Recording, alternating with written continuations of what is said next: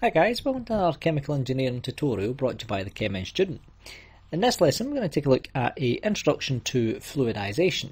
So we're going to look at exactly what fluidization is and how we could actually derive the material balance that explains how fluidization works, and we'll see the different categories and the charts used in order to determine if a system will indeed actually fluidize.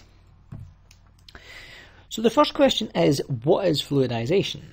So essentially, fluidization is a behaviour whereby solid particles within a bed can behave like a liquid. Now, it works best rather than, say, fixed bed catalytic reactors or fixed bed systems. So there are a series of advantages, but there is also a series of disadvantages. So in terms of the advantages, the most obvious and most common reason for using fluidization is that it increases the surface area in which your particles are exposed. So one of the key characteristics here is increasing the surface area. Now, by increasing the surface area, we unlock a huge number of other advantages. One of them being a flatter temperature gradient, i.e. we can sustain a more uniform temperature difference. We also have, on the back of the large surface area, we have high heat transfer coefficients, because that makes sense. If we have a larger surface area, then we will have more area in order for heat transfer to occur. Now, suspensions, which is essentially what we are trying to achieve here, is the suspension of solids using some form of fluid, can allow us to pump solid material around a plant, or indeed anywhere that you want. And another advantage here is that we have a lack of moving parts. So something that's not necessarily brought to the attention of us as chemical engineers, especially at university, is the design principles of pieces of equipment. So if you have a lack of moving parts, it makes the maintenance and the upkeep of that piece of equipment much easier, because we don't have wear and tear. So the less moving parts we have, the more easily it is to maintain the equipment. Now, in terms of the disadvantages, because we are having to move a fluid, which can either be a liquid or a gas, we will have high pumping costs. But this depends on the flow rate of the fluid needed. Now, we also have what's called solid aggregates. Now, solid aggregates are essentially a phenomenon that prevents fluidization from actually occurring. And we'll see this in one of the charts that we use in order to determine if a given system will actually fluidize or not. Now, on the opposite side of that, rather than having solid aggregation, we have solid attrition. And solid attrition simply means that the particles are so light that any form of fluid being passed through the solid would just blow it away. So these two are like the inverse of each other. So the ideal scenario for fluidization is between solid aggregation and solid attrition. So that means that we have a narrow velocity window between fluidization and slugging. Slugging is just the terminology used within industry to explain the opposite effect of fluidization. So because there is such a polarized difference between having this solid aggregation or this attrition that it just blows away, there is a small window of opportunity. And we need to be able to determine what that opportunity value in terms of the velocity is actually going to be. Now, the solids that circulate around the bed cannot be countercurrent, because if we think about it, say we have a column like so, and we have our solid material in here like so. Now, if we blow some form of, say, gas through this system, then the gas will travel in that direction, but so will the solids. So we can never have a countercurrent system when it comes to fluidizations. And people that are familiar with the advantages of heat exchanger design principles for heat transfer and mass transfer is that countercurrent flow often promotes better performance. So this is just one of the trade-offs that you need to have. Although we can induce high heat transfer coefficients through larger surface area, we won't have the high heat transfer coefficient as a result of the type of flow. So we would technically, we're going to have co-current flow. Now, if we think about this in terms of the heat transfer effects, then it can be expressed by this given expression here. So we have a series of dimensionless groups. We have Reynolds number and we have Prandtl number in here. And PR and the subscript F is the Prandtl for fluidization. So we have a free course on dimensionless groups and how to perform dimensionless analysis, which is a really, really interesting course. It's only about 6 lessons long. There's some questions at the end, some good examples. So I'll put a link in the description to that course if you're interested in looking at the derivations of complex numbers. Dimensionless numbers. Now, often fluidized beds, examples here would be we would dry solids. So say we wanted to, we had, say, spent catalyst, or we created some form of crystals, then we wanted to dry them, then we could use fluidization. Say we had a pebble bed heat exchanger. So that's like a heat exchanger, but we have solid pebbles at the bottom, and that will of course increase the surface area, improve the heat transfer, etc. Now the catalytic reactor, because we can have a fixed bed catalytic reactor, and the Prandtl number at the film temperature, so that's the PR fluidization for the film temperature in here, because remember when we talk about heat transfer, we need to account as well for film temperature heat transfer. Now we go into that in a huge amount of detail in our heat transfer course. I'll also put a link in the description to that, but you can also check out our other videos on heat transfer on our YouTube channel as well. Now, other conditions when we consider the bulk temperature, because with fluidization systems we have to try and account for, if we have a vessel like this, we account for, say this is the solids, we say that this is the bulk here, so we treat this as a bulk temperature. Then things that we also need to consider here is that the velocities, or indeed the Reynolds numbers, are superficial. So what that means is we will ignore the presence of the solid, because Reynolds number, which would be given by, so Reynolds number is rho Vd over mu. So we take the density of the fluid, the velocity, the diameter of the system, and the viscosity of the fluid. So Reynolds number is dependent on the fluid. So what we do is we ignore, even though we have solid material in here, we ignore the presence of the solid. Now typically what we would say here is that the heat transfer coefficient is roughly around 200 watt per meter squared Kelvin. So that's a general rule of thumb, but again we can calculate this if we know enough parameters within our given system. So the question here is, what does fluidization actually look like?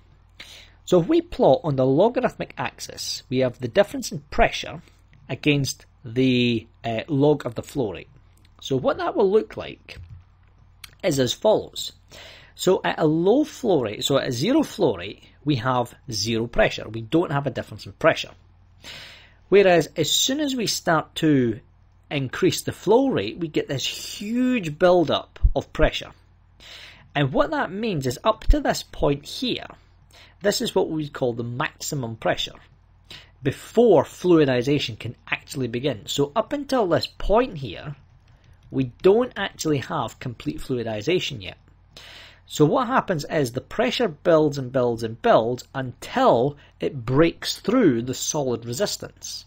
Once it breaks through the solid resistance, we get a slight decrease in the pressure. because what's happened here is the particles, so the solid particles, have actually realigned. So say we had some particles that were, say, like this, and we insert some air, like so. We're going to have a lot of resistance at this point on the solids. So after we reach the given delta P, what tends to happen is that at this point the particles begin to realign. So rather than being, say, on a horizontal axis, they actually go like that. So they flip themselves. So what actually happens is it allows the air to streamline through the particles. We reduce the pressure difference here. We reduce the pressure gradient.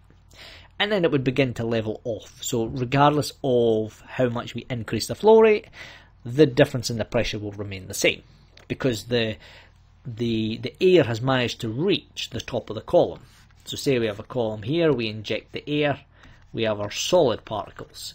As soon as the air can break its way through and it reaches the open atmosphere, say for example, then the delta P has now been established. There will be no change in the delta P. So that's essentially what it looks like in terms of a difference of pressure. Now say for example we wanted to know what it would look like in terms of the height. So this time we just plot the height against the flow rate. Then what we would end up with is the same idea, is that until we reach that critical pressure, so the delta P, whereby we had that slight decrease, that occurs at this point. So up until a certain flow rate, the height of the bed isn't actually going to change. It will only begin to change once we break that pressure barrier. Once we establish our delta P, and then the height will increase as we increase the flow rate. So say for example we have a column like so, and we have our solid material here, we pass through air, then as we increase the flow rate, then this height of the bed will actually begin to increase, because the bubbles are going to force, or the fluid is going to force the solid upwards. So if we keep firing faster and faster fluid through this, then eventually there will come a point where it will either reach the top of the column or it will spill out. So it just depends.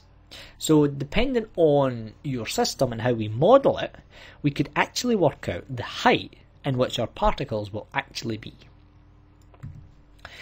Now, the question here now is, do particles always fluidize? And the answer here is no, because we can use this chart.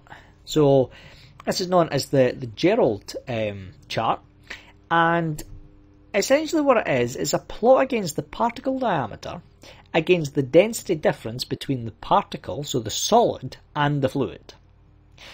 So it's broken up into these 4 different regions. Now, group C has a dashed line to segregate it. So in this region, if we have particles which generally are probably less than 100 micrometers, then anything below that will tend to not fluidize. We won't really have any fluidization here because the particles will stick together, and the fluid would end up just flowing through different channels. And this kind of acts like a piston style lump. So we can also refer to this as a cohesive behavior of the fluid. So say for example we had a particle diameter of 20, so we'd come up here, we'd draw a line like so, and say our difference in density was 200, then we'd come along like this. We would see that our intersection is group C, and we would know that this system, based on these conditions, will not fluidize. One way we can change it is by altering the fluid that we use in order to try and suspend our solid particles, because this here, if we could try and increase the difference, then we could actually overcome and end up in group A. So that's just one of the examples that we can use on how to potentially go from a system that will not fluidize to a system that will fluidize. Now, say for example we have group D, so we go at the other end of the spectrum. Then the other end of the spectrum is known as spoutable. And spoutable simply means that the particles will move along with the fluid, especially when the system is turbulent. So the particle diameters are so big, even at, say, low difference in densities, because they're so big, they actually move along with the fluid. So they don't actually stay within that given region. The ideal scenarios, or the ideal groups that we want, is ideally group B. Group B is like the Goldilocks group. That's where we get a sand-like behaviour. So systems that fall between group A and group B will indeed fluidize. So group D tends to be prone to slugging, so we call that, spoutable. Group C will not fluidize. Group A is what we called irritable. So between group A and group B, if we have an intersection, say for example we have 300 micrometers of a diameter, so we draw up like that, and say we had two systems, say we had a difference in density of, say, 400, come across like that, say 400, and then we had one that was 1100, so we do here, then we can see that these points of intersection will both fluidize, but this system here in group B will probably be the easiest and the most accurate for fluidization. That's the group that we ideally want, because we get a sand-like structure. Now, if we take a look at the mathematics behind this, we'll perform what's called a force balance. Now, the force balance we can use to find the velocity at the given point of fluidization, because that's the whole point. We spoke right at the start that there was a narrow window for the velocity in order for a system to fluidize, because if we don't have enough flow rate, we won't surpass the difference in pressure. We won't surpass the delta P. If we have too much, then we may overshoot the mark and we just blow the solid out. So we need to work out what this is actually going to be. And the way that we do it is we equate the apparent weight of the solids with the upward force of the gas flow. So in very simple terms, we have the mass divided by the density of the solid multiplied by the difference in the densities between the solid particles, so that's rho s, and the density of the fluid multiplied by the gravitational constant. Because remember, we are going to be opposing gravity here. Gravity is going to want to pull it down. We need to oppose gravity and push it upwards. So we have to be a minimum of 9.81 meters per second. And this is going to be equal to the difference in the pressure, so the delta P, multiplied by the surface area. So what is the surface area of your system in order for the fluid to surpass through? If we have a smaller surface area, then the system will indeed be different to if we had a higher surface area. Now from this, what we can say is that the mass of the bed, so this is just the bed, so this is the M term here, is equal to the surface area of the system multiplied by the height, multiplied by 1 minus, and this is epsilon, multiplied by the density of the solid. Now, what we say here is this is known as the voidage. So the voidage is essentially how much open space do we have between the solid particles. So say we had a system like this and we had systems like that. So there's our solids. Now I'll draw two different examples. Then here the voidage is a lot less than this one, because the voidage is all the space between the solids. So you can clearly see that this one here has a much higher voidage than that one. So that's why we do 1 minus the voidage, because 1 would be a system that is completely solid. And we multiply that by the density of our solid. Now what we can then do here is we can actually begin to substitute in for m.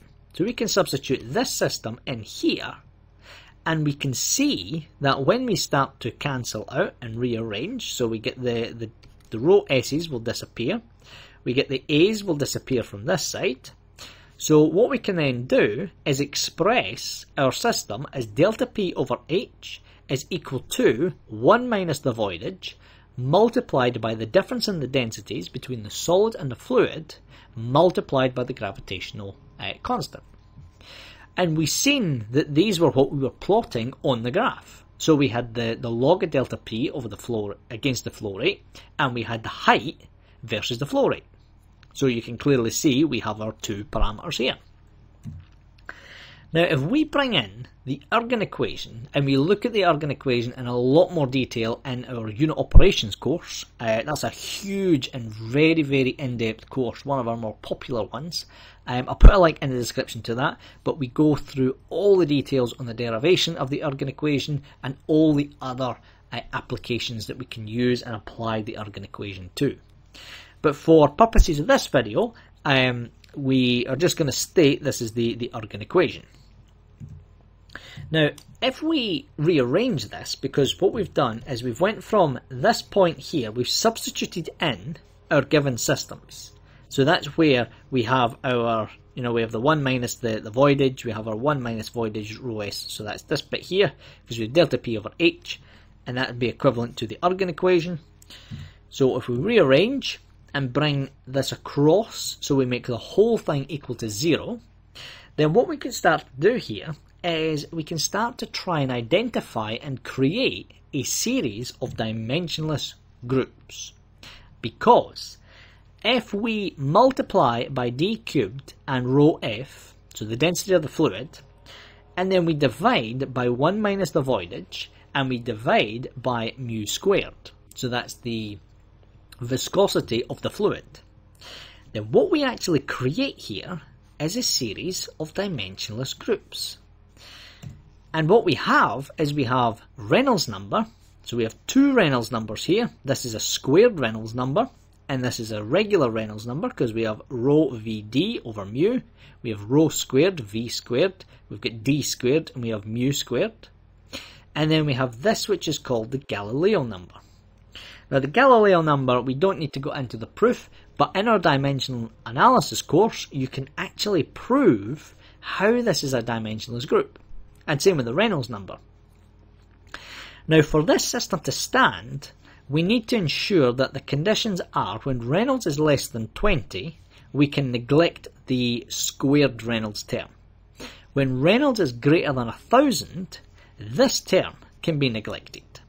So if we fall within any of these conditions, we can neglect one or the other. So if we fall between these sets of conditions, say we had a value of 500, then we must account for both of these terms.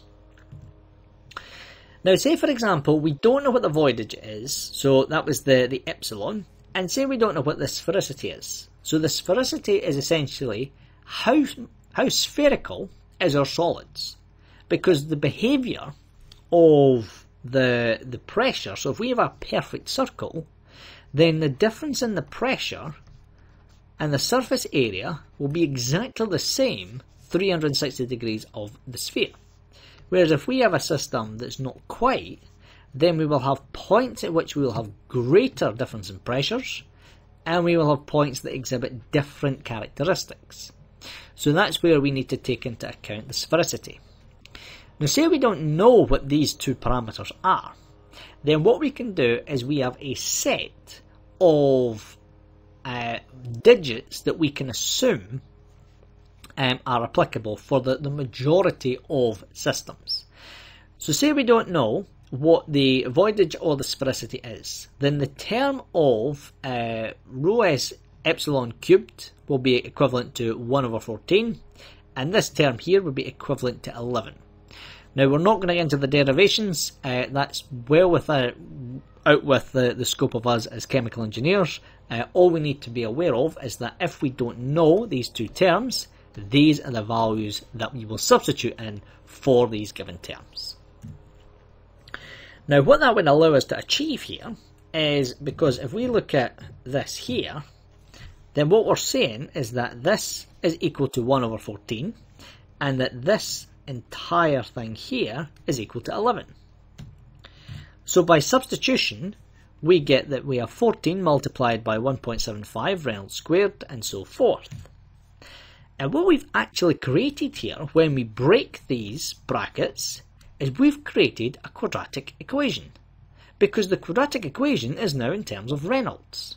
Because in terms of Reynolds, remember, Reynolds is a function of velocity. So what we can then do is when we multiply these out, we say that A is 24.5, B is 1650, and C is minus the Galileo number. So by inputting these values, we can achieve this style of equation, so that Reynolds is equal to minus 33.67 plus or minus this system here. Now what that tells us is, because the Galileo number is positive, then that means that we will be able to actually solve this system, in that Reynolds number will also be positive. And this works for systems whereby Reynolds can go as low as 0.001 and as high as 4000. So we're both in the laminar, the transition, and the turbulent region. Now it does come with a bit of a trade-off of 25% margin of error, but for accuracy of these types of systems, because there are so many different parameters and it's a turbulent system, a 25% margin of error is actually pretty decent. Now one of the things that you could do from here is, once you find what we could essentially class as the critical Reynolds value, so say we worked out that this value here was, I don't know, 2000, then what we could do is we could say that Reynolds is equal to rho Vd over mu. We would know the density of the fluid, we would know the diameter of the system, we would know the viscosity, so we could work out the velocity for this given system. And that's how you would go about solving the narrow window for the velocity of the fluid in order to fluidize a given system. So that's the end of this lesson. Thanks for watching. Hopefully this was helpful in understanding the concept and the idea of fluidization. If you liked this video, please like and subscribe to the channel. It really helps us reach as many chemical engineering students as possible. Thank you for your time, and we hope to see you in another video.